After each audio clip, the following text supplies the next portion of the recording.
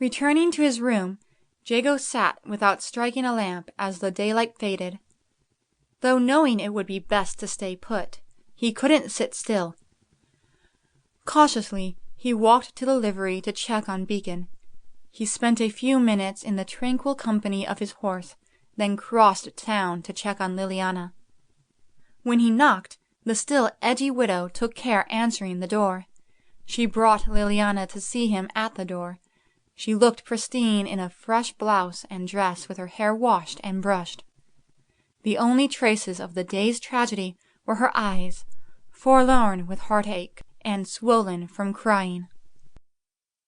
She sobbed all the while, assuring him that she would be fine. He left her after letting her know he would be at the Smears, and he and the judge would come for her in the morning. In his room for the night, he sat quietly with a chew of jerky.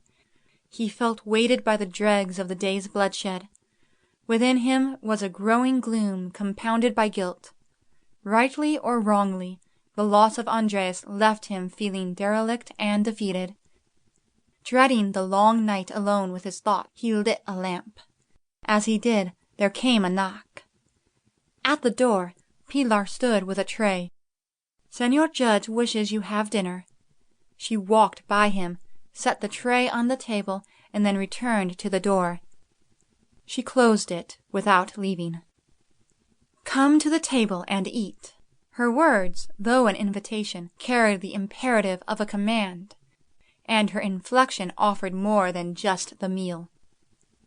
He came and sat.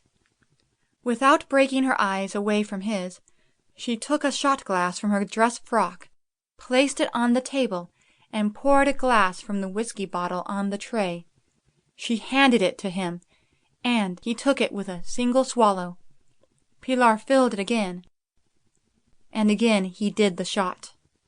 The next time she poured, she stayed his hand with hers. She slowly lifted the glass to her lips and downed the whiskey herself.